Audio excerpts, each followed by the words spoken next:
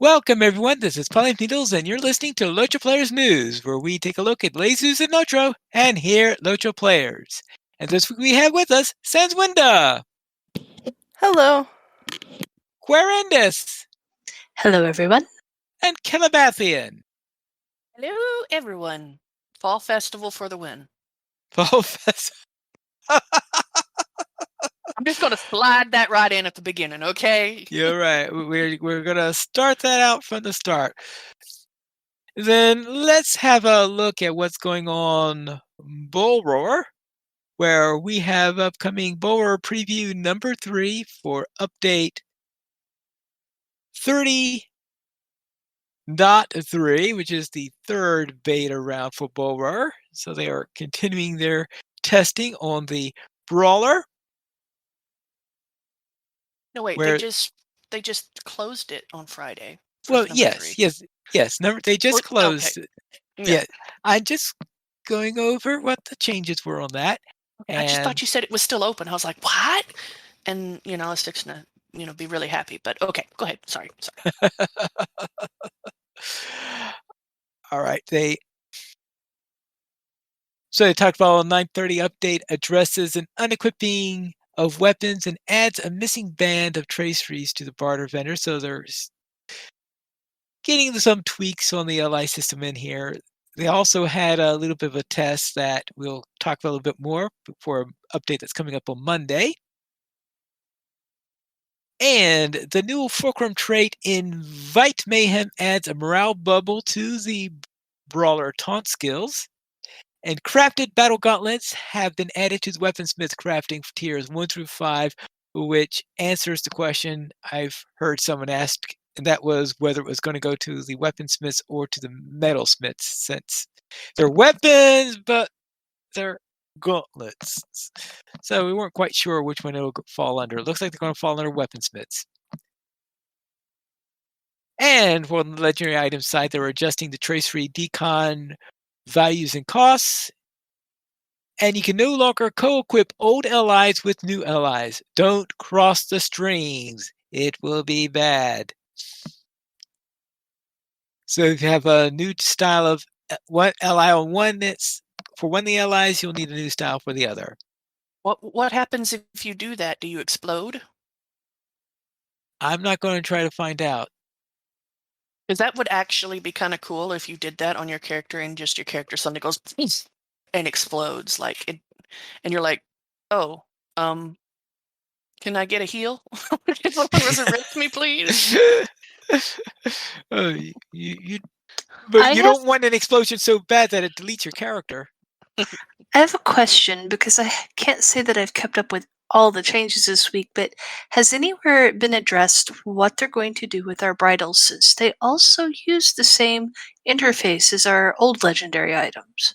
Yeah, they're a little bit vague about the bridles at the moment, and the bridles may find themselves in a twilight zone. I'm getting the feeling.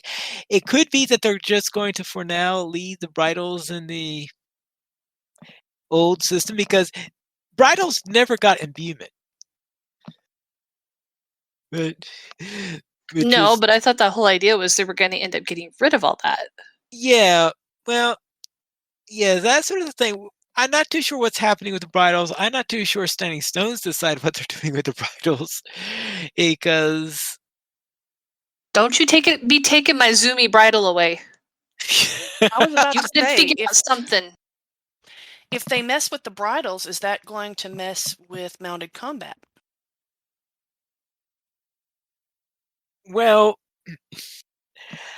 I get the impression that outside of those who are currently questing in Rohan, they're getting the feeling that not too many people outside of that are taking mounted combat all that seriously. Though it can be a lot of fun, because you can trample all sorts of things, just as Krister. And it can still be fun if you have enough room to maneuver, or even if you don't and you just want to challenge yourself. I would miss not... Well, let's put it this way. They better not be getting rid of war steeds, because I have a feeling that Sans will be driving to Massachusetts and picketing. Well, okay, No, no, so my here's the point- thing, though. Maybe when they revamp the bridles, they'll realize that really level 5 characters are capable of handling war steeds, and we'll be able to ride war steeds from level 5, like we can on Bull Roar. I would be okay with this revamp. Well, my whole thing with it is if it does somehow affect mounted combat, that may be why they're not touching it right now, is because they don't want to get into that whole big mess. They want allies that we are using outside of just one area. They want to deal with that first, and then they're going to maybe go back and try to figure out at some point, okay, do we want to mess with these allies that nobody uses? Because if we take them away and get rid of them, then it's going to affect mounted combat, which is a mess and a half that we don't want to face and deal with right now, because I mean, I imagine if you ask anyone, but think about the mess and a half it'll be if we still have the old system interface with the bridles when you get them, and the new system for everything else. I guess they don't think those streams are crossing. Well, that, and if nobody, like I said, if nobody's actually messing with the bridles and using them on mounted combat anyway. Well, they're using them in Rohan. Yeah, if they're just using them in Rohan, I mean, it may be, let's get the big thing done first, and then we'll worry about the little one. Yeah, we'll see. I think most of the people that I've inspected recently are still using Warsteed bridles. They're just stuck at level 100. Well, yeah, but inspecting doesn't tell you whether they're actually using. I mean, yeah, all my characters are carrying around a bridle in their bridle slot. It doesn't mean they're actually seriously using the thing. Well, I mean, I would have it equipped on my horse because then it's not in my inventory.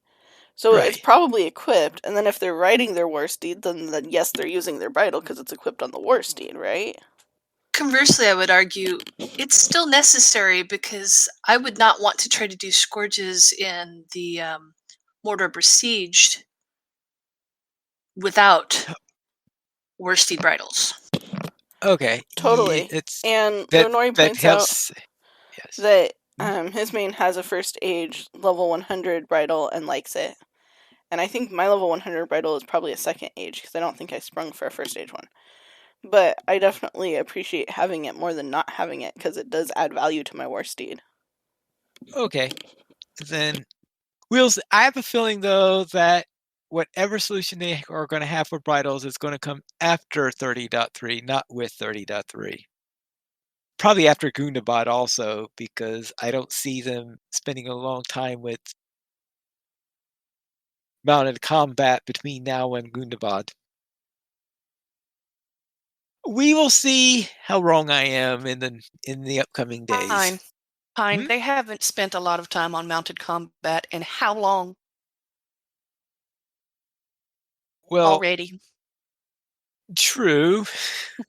the fact that they never had imbuement for bridles tells you that quite a bit. Let's then finish all. That's it. Pretty much all that's in. Well, we're up beta number 3. There will probably be 1 or 2 more betas before the release of that. Now, on another item in here, Standing Stone Games has announced that they are going to have another free quest pack coupon code. For the coupon code, LOTRO Quests 2021, 1 per account, available to redeem through November 30th, 2021, which gives you the bulk of the quest packs that are currently available. Not the expansion quests, but the quest packs, the ones that are done between expansions and the like. Looks like the bulk of the only one that I can see that is definitely not in here is War of the Three Peaks. All the others seem to be here unless I missed one in, because Blood of Bozog is even here. Adventures of Bilbo Baggins is here. The Wildwood is here. But not War of Three Peaks. So, except for War of Three Peaks and any that I may have missed, all the quest packs will be provide for you free if you type in the code LOTROQuest 2021. One per account, as I said. But you have only until the end of November to redeem that code. So, a curiosity here. With these free quest packs, if you already have some of them but not all of them, say you're like VIP or whatever, and you can you still use the code? Yes. And it doesn't mess anything up? Nope. Doesn't mess anything up. That way, if you, in fact, Cordovan was saying that you should apply the code even if you have VIP, just in case at some time in the future you will be needing them. So yes, you will be it will bring you all of those in there, even to VIPs that could use it. Like I said, I've got some of them, but I'm not recognizing others, and I'm like, but I'm a VIP, therefore, do I need to use it? Or yes, you should, because you might not always be a VIP. As a matter of fact, from what I understand, even if you have a lifetime account, you can apply it. Okay. Then on top of that, they also, for a limited time, select expansion quests in the LOTRO store will also be able to pick up for 99 points through November 30th. And this, I think I have a little bit more difficulty. I have not checked on this because I've got a VIP account, and because I've bought all the expansions, so I won't be able to see any of these things. But I think it's 99 each, I presume, on here. So you get the expansion. Everything but the latest two, I think. Minas Morgul and the Elder Slade stuff. Well, the Elder Slade stuff wasn't an expansion, was it? Oh, that was a mini expansion. That's still had to pay for it. I had forgotten that Elder Slades was technically an expansion. Right. It doesn't have Minas Morgul, and it doesn't have War of Three Peaks in here. But it has all the ones prior to that. And it also has the instance clusters for Rise of Isengard and Riders of Rohan. Now, I presume this is 99 points for each of them. And if I am wrong on that, well, then it's an even bigger bargain than I think. Now, this is, of course, just the quests, or of course, if it's the instance cluster one, just the instant clusters on this. It is not everything that comes along with the expansion. So it's not the full expansion, it's just the quests that come along with the expansions.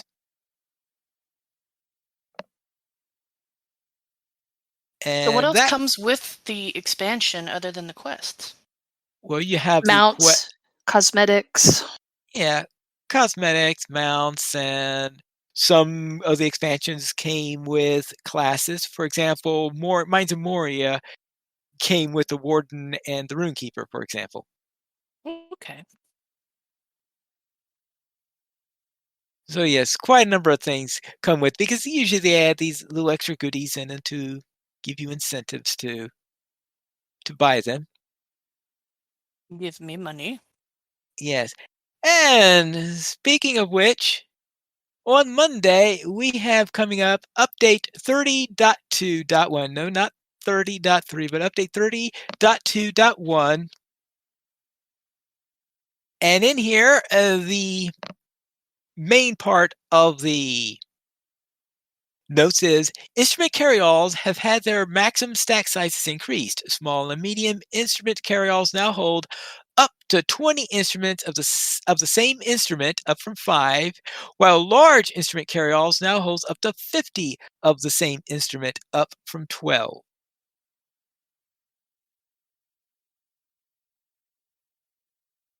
That's quite a collection of instruments that you can be carrying around in your carryalls. Apparently, they were tweaking this as they were doing some tweaks with the die carryalls. Ooh. Now, have any of you heard of a carryalls?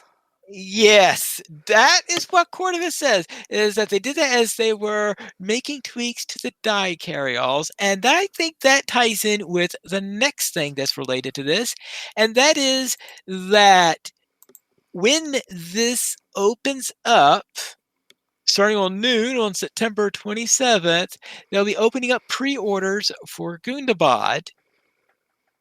And they have this opening here. Following the grueling battles and heavy toils of the initial assault, Prince Diren and his allies now regroup and prepare for their final offensive onto the mountain home of Gundabad, seeking to reclaim their ancestral legacy from the corruption of the orcs, hobgoblins, and Agbrim that have been infesting it. As the great dwarven army musters, tensions remain high between the Longbeards, Stout Axes, and Jalruka, threatening to break the already fragile alliance before they can recover and restore their birthright. Meanwhile, thought to be fractured and pushed back by the dwarven victories, the host of Orc Chieftain Gorgar the Ruthless now unites under the true lord of Gundabad, the fearsome great dragon Hrimil Frostheart, who will stop at nothing to bring an end to the Prince Diren and his followers. Take on new foes, battle as the new brawler class, forge new legendary weapons, and stand at last against Gorgar the Ruthless and Hrimil Frostheart in a final decisive battle. Achieve victory, and Gundabad will belong to the dwarves once again, and forever! The Fate of Gundabad expansion will be available for pre-purchase starting at noon Eastern on Monday, September 27th, 2021. Now, I don't know what's in the pre-purchase options yet, but I have a feeling that one of those pre-purchase options is going to include a die carry-all, because if it doesn't, I hope that means the die carry-all is about to be available soon in a different way, because that sounds awesome. Okay, yes. I'm sure there are a number of people who have huge numbers of dies would be happy to have such a carry-all. I would be delighted to collapse all the many different slots in my inventory down to one die carry-all bag. That would be great. Mhm. Well, I guess we'll find out that on Monday. I have a feeling that the die carry-all, since there might be something that's going to be in the you'll get this right away, or I'm hoping that's what it is, because right now, since the Brawler is not coming out until 30.3, which is probably going to be mid-October, and the new LIs will be coming out around at the same time on that. So if the Brawler's not coming out there then, that means you can't get the Brawler right away if you pre-order. So I suspect that this die carry-all is going to be the thing that you're going to get right away, that the Brawler you'll get, assuming you get a pre-order option that includes the Brawler, that will probably come with the net on when 33.3 comes out, and of course all the quests and all that stuff will come out whenever 31 comes out with Gundabad. But we won't be sure of that until Monday, I guess, when we see what the options are. But anyway, one more thing that's probably not mentioned here, but that might also be included in this update, is this sounds like around the time which Fall Festival is scheduled to be starting. When's Fall Festival scheduled to start? Fall Festival is, the 13th of October, and it runs to November 4th. Okay, 13th of October.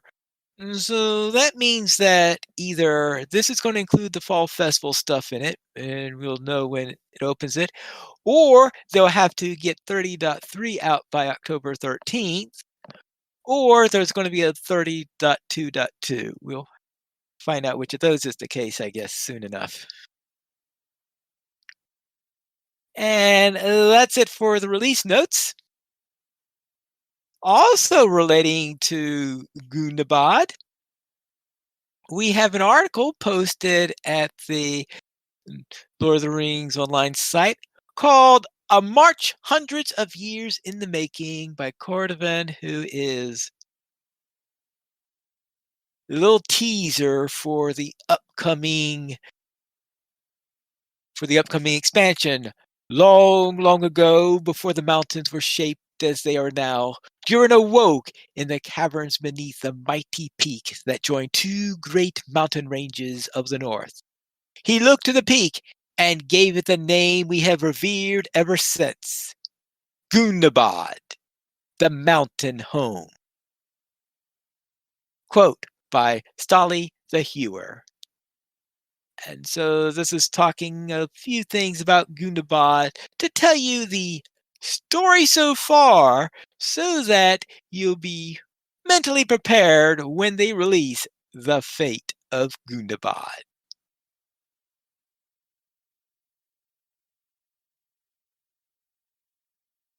I also noticed a little discussion on the forums where someone was asking, why did they change Tom Bombadil's voice?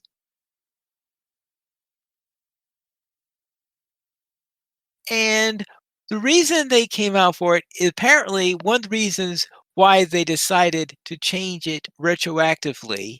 In other words, not just have the new version and the old version. Why they changed it so drastically is apparently someone noticed a little quote from the Fellowship of the Ring where it said, "He turned around and listened, and soon there could be no doubt. Someone was singing a song. A deep, glad voice was singing carelessly and happily, but it was singing nonsense." And the word deep apparently got noticed by the LOTRO team for the first time. So they decided that when they were going to add the new voice for Woe of the Willow, that they would also deepen Tom Bombadil's voice.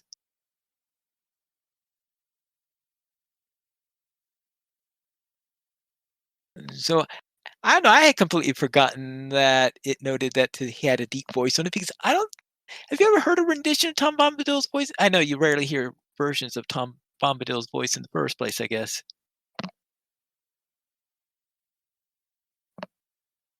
And with that, we'll head into the LOTRO Beacon.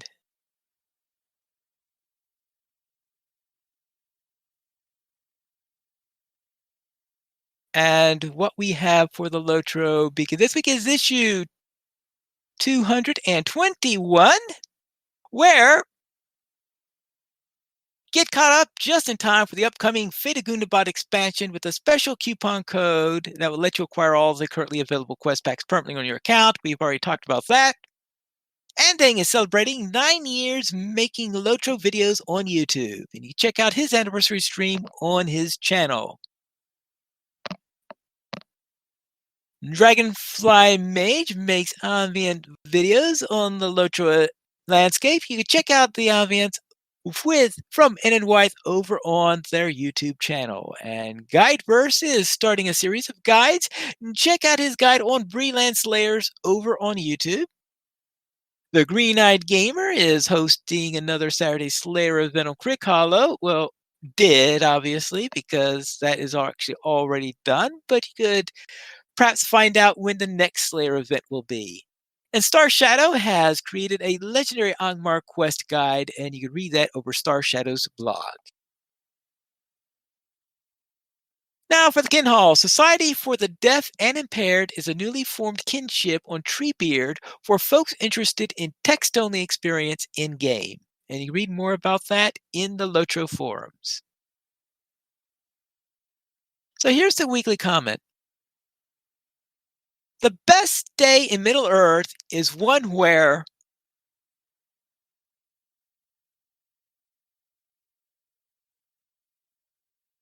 Sauron dies?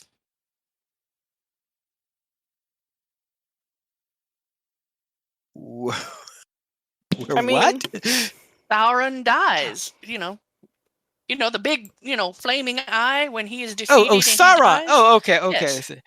Okay, Sauron dies. Okay, I didn't quite catch your S there. So,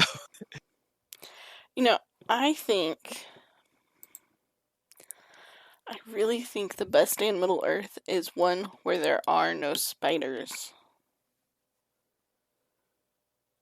I haven't found the best day yet, but... You haven't found the best day yet, then. So, the best day of Middle Earth for you, then, is definitely not one that's anywhere near Hlingris. That would be accurate. All right. Best day of Middle Earth is one where there's music at the pony. So I guess if I were thinking of it in Hobbit, as a Hobbit, the best day in Middle Earth is one where there's a lot to eat and drink. That'd be every day.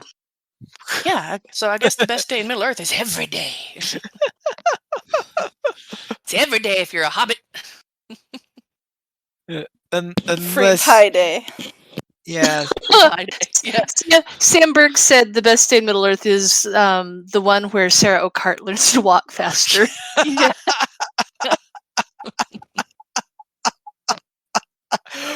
Well, I have a feeling that as for the Shire, I think Sanswinda will avoid the hoary and scary. Of course. Of course. Let's then hit...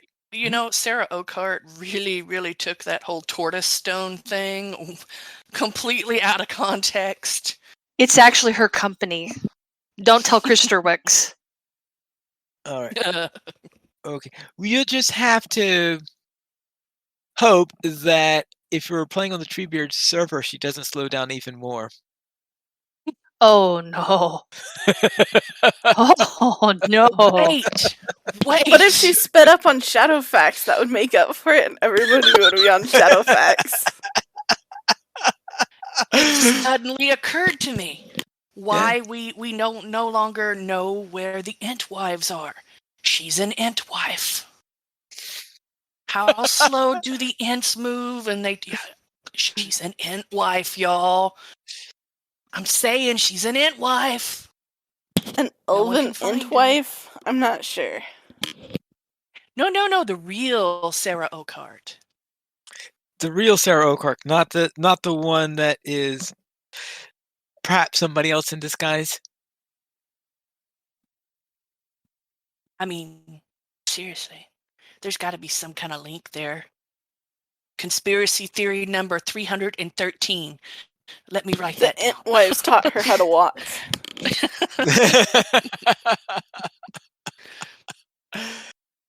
Let us head to the fan site news, where last week we had a festival feud. We would have had one this week if Krista showed up.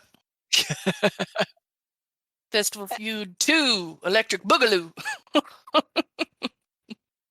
LOTRO Stream is your first stop to find LOTRO on Twitch. This week, French Girl Gaming goes on a mission. The Tolkien Professor finds Fanghorn Forest, and Druid's Fire has shenanigans in the past. And also on Twitch, Threshold 7 plays on Treebeard, Under the Willows chills with Radagast, and Mr. Deriv has an elven breakfast. And over on YouTube, Gummies goes creepside on Evernight, Crazy Harry runs far away, and Elder Gamer Girl is an architect of history. Crazy Harry and I probably would like each other just because he runs far away, and I've been known to do that a lot when facing large things to fight, that are very strong. Yes, I'm just saying. I did that last Sunday with the girls. Yeah.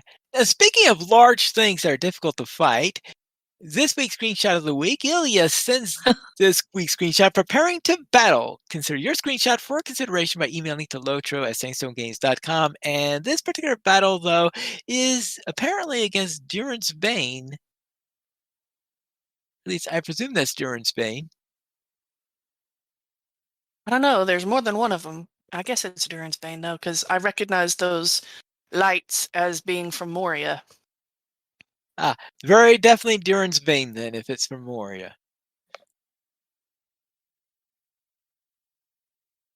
And that is it for the LOTRO Beacon. So let's head into our store sales and Telepathy. And what's on sale this week? Oh, Lord.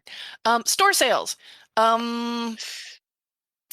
Well, we've got 20% off of Vault and shared storage, both of those. You can get inventory slots, currency cap, those two things now through September 30th.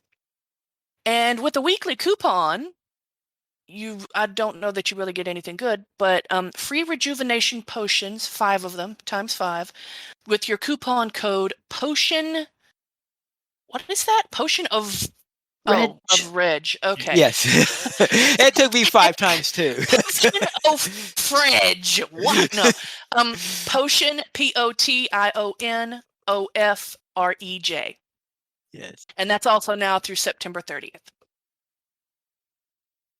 I was totally sitting there thinking like Potion of Fridge? Oh, no. Has nothing to do with the refrigerator. Well, then, let's then head into our weekend gaming. Telepathy, and what were you up to?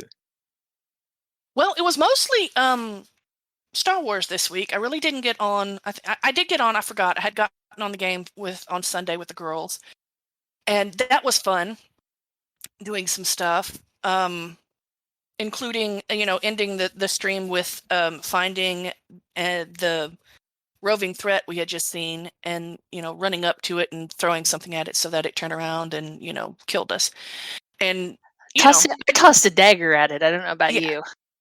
Yeah, and the other two totally did that, and I was running away courageously until I realized that we were actually doing it on purpose, and then I was like, oh, because we don't have our allies, we're only like level 40 something, and max.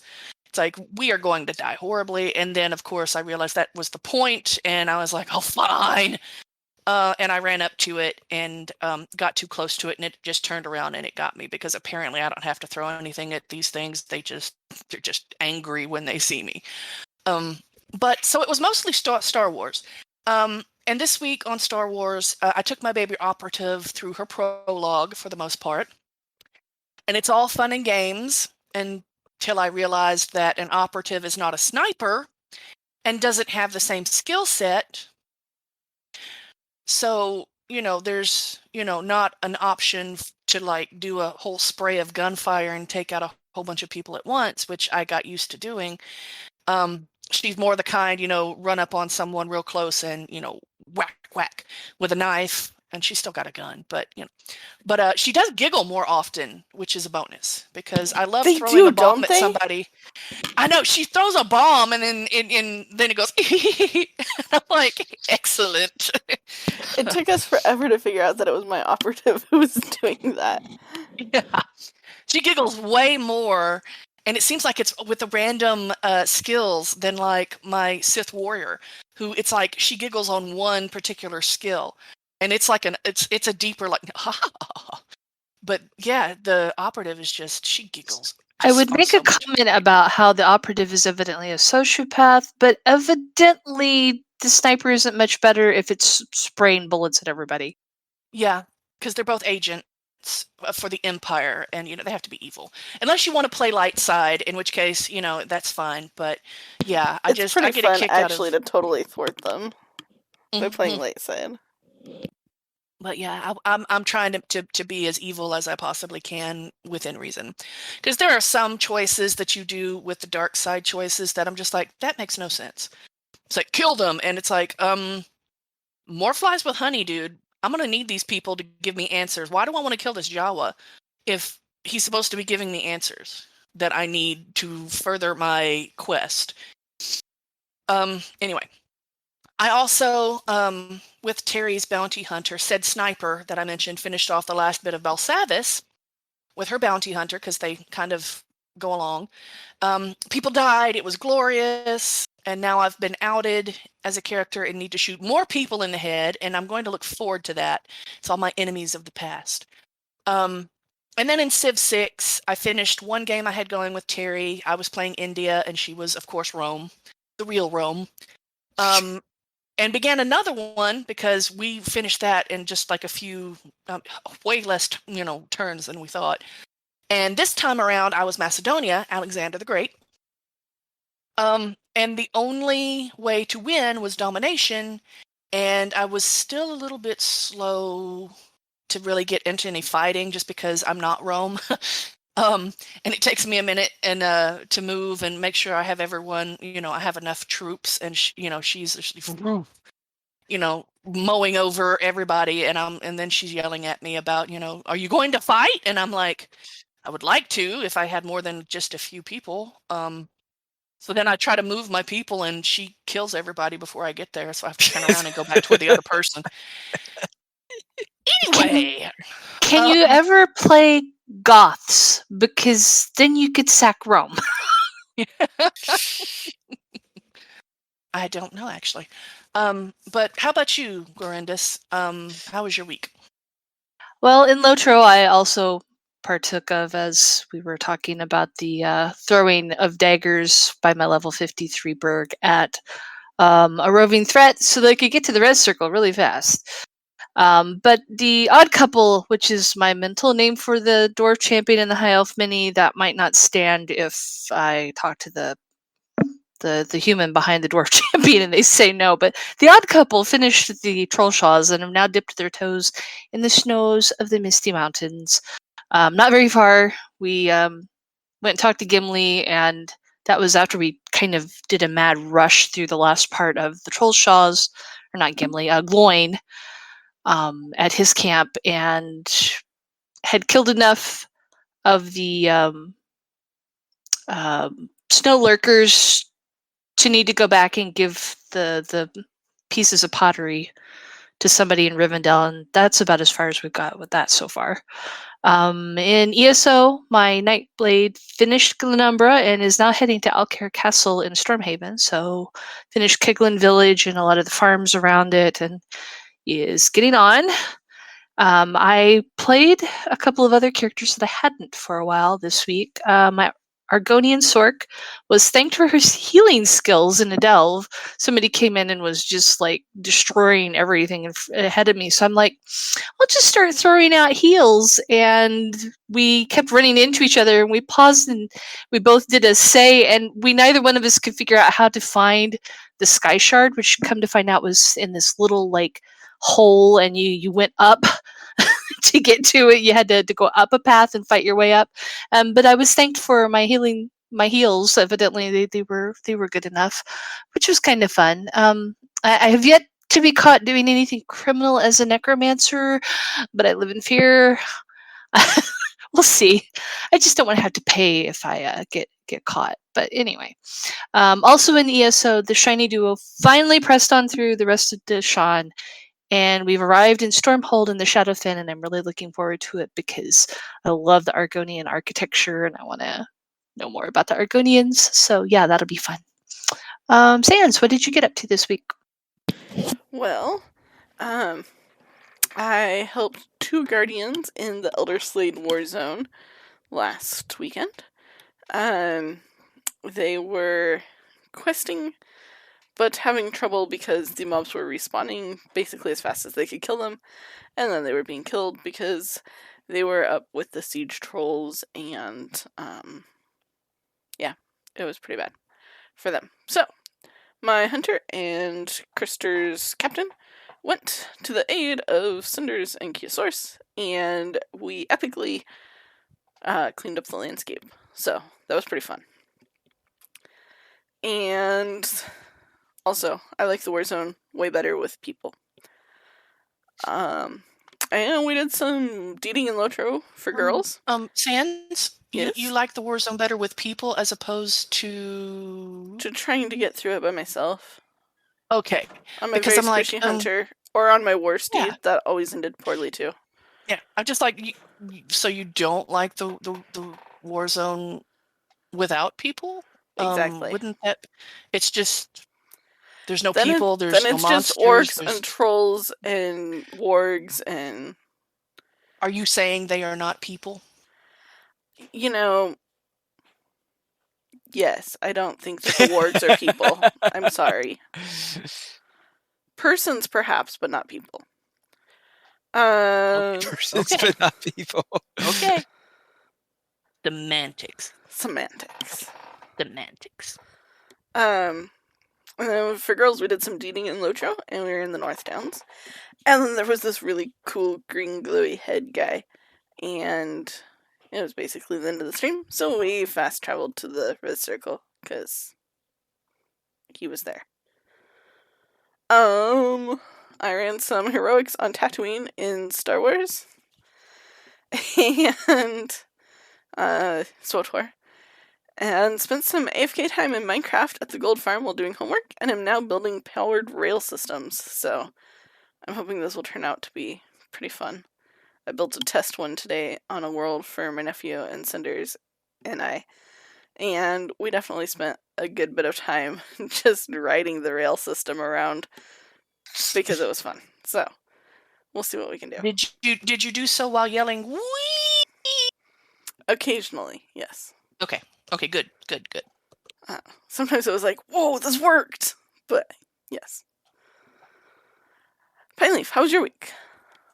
And I'll begin with my warden on Honor, who headed into Gorgoroth to investigate whatever is happening down in those nasty lands.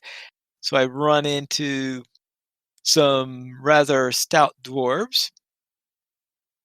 So I'm learning about their plight that they had, and I'm going around investigating and helping them wherever I could. I'm sure they won't betray me in the end or anything like that. As Surely. for right.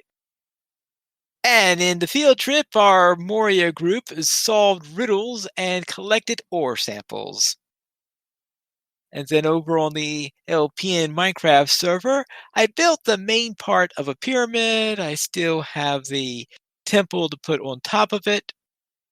But the lower part of the pyramid, which includes the base and all the stuff that you climb up in there, that's already all present. And it certainly took a huge amount of stone in order to do that. And so that was the trick, getting enough stone in which to build this thing. And that concludes my week in gaming. Our top supporter this month is LOTRObuild.com. LOTRObuild.com is a collection of full LOTRO databases that includes an items database, a relics database, and a titles database. You could use the LOTRObuild.com straight from Discord through LOTRObuild bot. We currently have 16 supporters on Patreon, and if you'd like to join this illustrious array of players and help support LOTRO players, you could go to the donations page. You could support the Players Alliance on Patreon. Your money would be used for podcast hosting, website hosting, and to pay for our live shows. We did not receive any emails this week. We feel like since when you can send it to podcast@LOTROplayers.com. You can also follow us on Twitter. Players Alliance @PlayersAlliance, and LOTRO Players @LOTROPlayers, Arendis @Arendis, Pineleaf @PineleafNeedles, Sanswinda @Sanswinda, Teriadon @Teriadon, Guarendis @Guarendis, and Calabathian @Calabathian. The Players Alliance has 2 shows. On Wednesdays at 7 p.m. U.S. Eastern Time, we have DDO Players News, and on Saturdays at 8:30 p.m. U.S. Eastern Time, we have LOTRO Players News. You can watch our shows at LOTROplayers.com/live. And remember, LOTRO Players News Podcast is now found on Amazon Music and on Audible. That is all for tonight, and this is Pineleaf Needles reminding you to skirmish responsibly.